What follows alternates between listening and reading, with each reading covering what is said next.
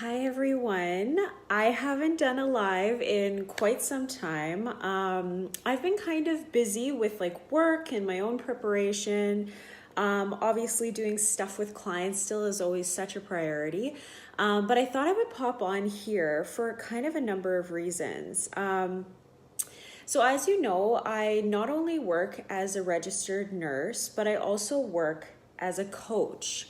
And today I thought I would just share with you particularly one email that I had actually sent out today.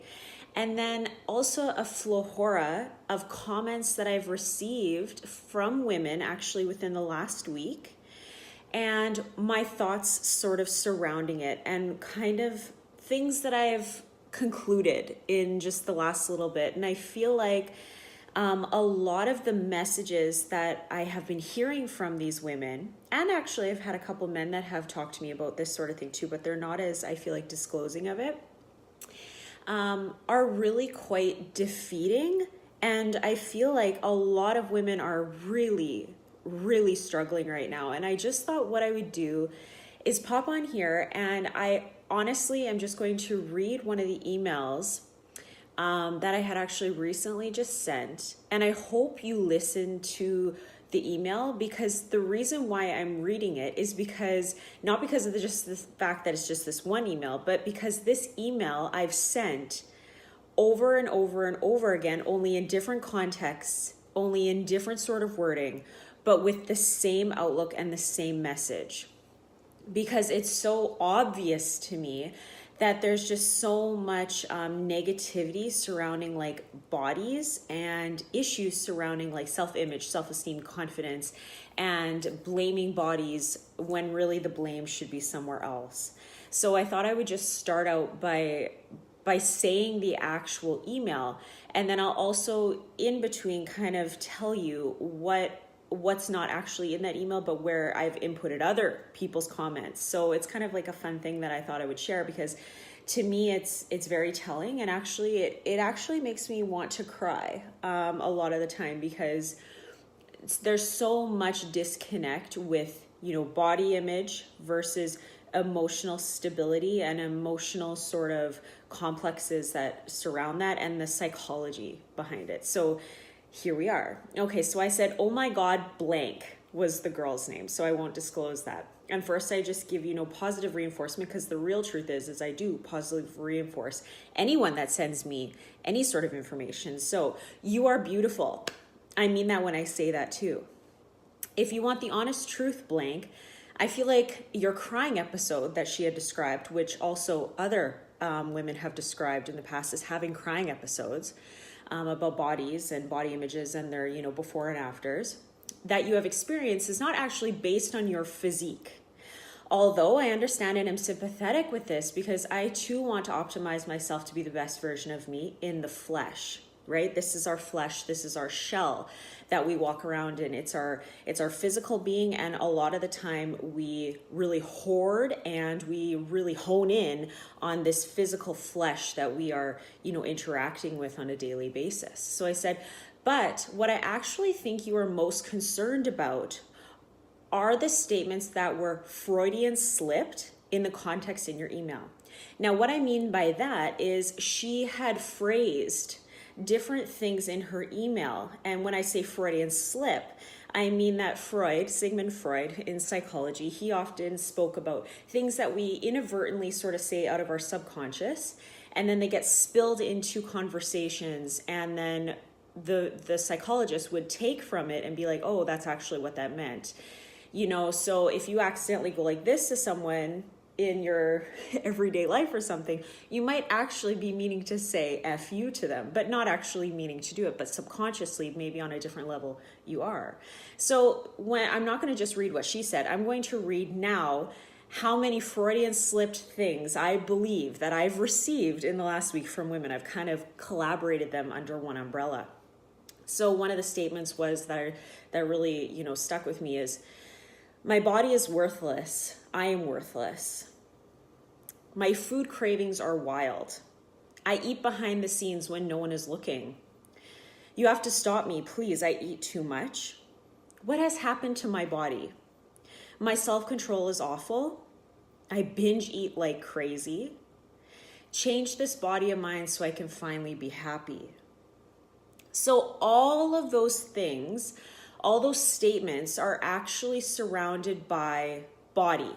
They're all physical shell, sort of flesh specific statements, which actually is hard for me because I'm receiving this information, and I, as a coach and as a competitor, an athlete, a woman, can see that this is so much deeper than flesh. And sometimes people can't see that, right? They can't understand that it's not the body that's the problem.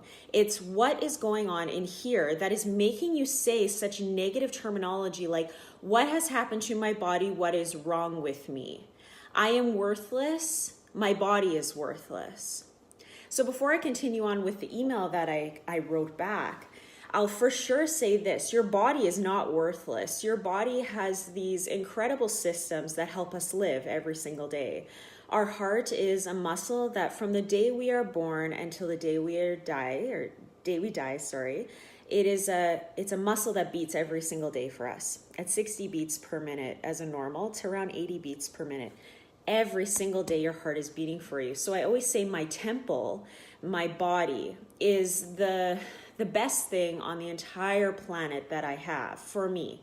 It's not worthless. And I know sometimes out there that you might think it is worthless, but it's not. Your body is not worthless. It's your safeguard. It's your place. It's your home. If you became, homeless, it is where you reside, right? It's where our subconscious, our emotional, our spiritual, our mental all happen to reside. So we need to treat it with respect, and respect starts with not negatively talking to it. So I wanted to first say that, and then I'll continue with the email and not rush it or not interrupt it as much. So I said, what these terms, sentences, and phrases are actually saying is you are unsatisfied with your mental capacity and how it's playing out and how it might be betraying you. When I read into this as a coach and a previous observer of your progress, and from a competitor's standpoint, I can assume you have a bit of body envy from a prior physique that you once had. And I don't want that to come across as offensive either. I got real with myself a while back and realized that it wasn't even that I was comparing myself to others. It's actually I was comparing my current self to a self that existed in my youth, in my early 20s, in the peak of my early 20s, or the peak of my athletic career.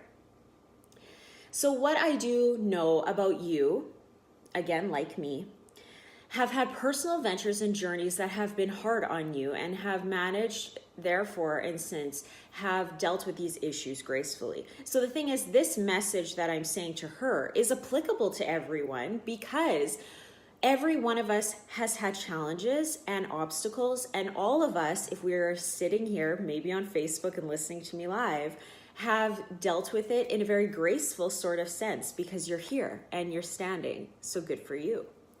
So I'll continue. I understand more than I can express that the physical being is a stepping stone into bettering our emotional being, though, and you recognize it, and that's incredible. Using fitness as a way to clear out our minds, combat lonely or sad feelings that we all get, and getting to a place where nutrition and workouts assist us with stability and structure in our lives is much more than getting a bikini body. And I believe that to be true. It's about getting us back in the driver's seat where we have control of our lives and can finally feel at grips with ourselves, which I also believe is true. Sometimes it takes us time to look in our emotional mirror and pick out what it is that is making us feel a disconnect with ourselves. Sometimes I think people think I eat healthy and exercise because I am chasing a certain look. But what they don't understand is that sometimes my weight doesn't change for weeks, and sometimes I don't have a show or an end goal that I have made for myself. But what people neglect to see is that my emotional mirror starts to glow and create magic when I bring my health at the forefront of my life. My creativity grows, my intelligence sparks, my decisions become more clear, my work ethic blossoms, and my physical being, Well, it is just the side effect of it all. And I said, I think your statements are telling that once you start putting your health at the center of life, those thoughts will dissipate and you will love yourself even more than you do now. You deserve the best, and I can't wait for us to work together to make magic, because your emotional mirror deserves to glow just like your outside self will, and already does. And then I continue to go on about other things, but I wanted to specifically talk about those paragraphs because I think it's really true. That sometimes when you look at yourself in the mirror in the morning, and you might see some really harsh bags under your eyes. I don't have any makeup on right now. You have these harsh bags under your eyes. You might have those crow's feet that are, sinking in a bit more.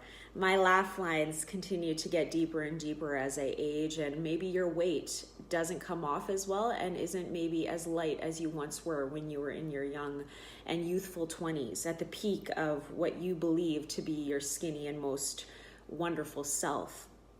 But the thing is, as we age as women, we have to understand that we need to be thankful for what it is that we are carrying around, that temple of us, that real human self, the kindness and love that resides within us that we give to others. That is more telling of a mirror than the bags, the wrinkles, the whatever that we see. It's the stuff when it reflects back on us that we see a glowing emotional mirror, because you are giving and you are kind and you are a good person and you're showing up every day and you're showing up despite obstacles and challenges. Because the best part about not being 20 anymore is the baggage that you are actually pulling around with you on your back, that weight that is sitting on your shoulders every day, the extra stress that you have from work, the children that nag at you every minute, the husband that is sick, the mother-in-law that is needing you for whatever it is, the house payments that never seem to end, or the bills that pile up and financially strain you. It's those sorts of baggages that you are having that are making you actually into a stronger individual and are making that emotional mirror glow. Because the 20-year-old, if she was placed in the same place that you are, say when you're 30, 40, 50, whatever, demographic of age you are now, she would never handle that sort of load, that sort of weight in the same way that you are. So you have to understand that those women out there that are your colleagues, the new entrepreneurs that are, emerging at 30, the women who are changing careers, who are leaving abusive relationships, who are stepping outside their comfort zones every day, you may not have been able to do that at 20. So although the 20-year-old body may be the bikini body, the ideal one, can she take on that load, that weight, that stress that you can and have been doing every day, that it's been hard for you? The true answer is likely not. And to applaud yourself and to be thankful and rub yourself on the back, pat it, whatever it is, and understand that when you look in the mirror at the end of it, at the end of the day, when your bags are even deeper, the gravity has taken it even further from your face, and you feel like, you can't go on any longer, just know that the mirror is glowing brighter. And although it doesn't feel like it, it is. And as long as you can see it in a positive sort of light, and then start making strides to making yourself even more of a priority every single day, whether that's maybe 15 minutes of exercise or 15 minutes of goal setting, or maybe that's 15 minutes of doing a little bit of meal planning, or changing one thing a day that maybe isn't so healthy that you know about, whether that's drinking a non-diet pop, or maybe that's not eating fast food as much, or maybe it's taking an Epsom salt bath. Each of those small steps that you make towards yourself in making yourself a priority also glows and makes that emotional mirror even more beautiful, because it does actually affect your physical. And when you see the physical as well as the emotional at the same time in the mirror, that's when things are really magical. But it takes time and it takes patience, and there's nothing wrong with things taking time and it being a slower process. Things in life that are worth having take time, and that's just a fact, right? So I hope some of those words that I had said to so many women in the last week, so many emails have been sent today about that exact same message, about that emotional sort of turmoil that you're putting on yourself, that spiritual sort of abuse, that negative talk, that you turn it off and you just realize that your 30-year-old self or your 25-year-old self may not be in the most easy sort of physique at this moment. And maybe that 19-year-old body was.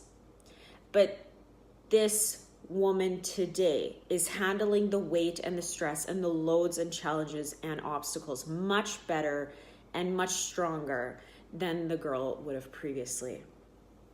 So I hope I did hit home for you, Crystal and Lynn, and who else here? Riley. You all are beautiful women, all of you. And every single one that connects with me, I hear the same message. I hear it, except it's worded and flagged and colored differently. But at the end of the day, all of us have similar issues, similar thoughts at the end of the night.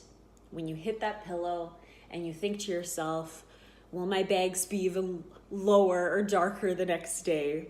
Will my physique be blank, blank, blank? Am I worth it? Am I this? Am I that? The answer is always a yes, or it's a flip it upside down and make it positive. Because the more positive you make it, even in your darkest moments, that is when the brighter you will shine, right? And I have those moments too. So you're not alone. And truly, I know that sometimes it's really hard for women to say, I need help, or, you know, I'm not doing well. And even saying that to peer groups, to family, to friends, to sisters, to mothers, to daughters, those things are hard for us to say because we've been really taught to be, you know, strong women. That's what we've been taught to do. But it's okay to ask for help and to need help and to not always have all the answers. That's normal. And that's kind of what I thought, and I would share that sort of wording in emails with you because it was so telling to me today, and it became so not overwhelming to me because I feel like I deal with, you know, client feedback really well because I myself feel like I've been there. But it's just one of those things that I thought, oh, I've had so much of it that I feel like sharing it. So if I shared it and it touched you, you know, say that, comment here and just say, yes, that actually touched me. That actually relates to me. That is true. That is me. Say that. And if you're just replaying this, just press replay. Let me comment with you back and forth, get some dialogue going. That'd be great. And if obviously you guys ever have questions or want to email me about anything, or you can just message me personally on Facebook or Instagram at Holly_Legge, Legge, or you can email me at Holly_Weselowski@outlook.com. That's HOLLY_WESELOWSKI@outlook.com. And we can chat about whatever it is that you're wanting to chat about. And I'm wishing you guys all a really, really good, happy Wednesday. That's for sure. So I won't keep you any longer. I just thought I would just say that and just know that you are glowing, whether it doesn't feel like it. All right. So you guys keep fit, have fun, enjoy your Wednesday. See you later.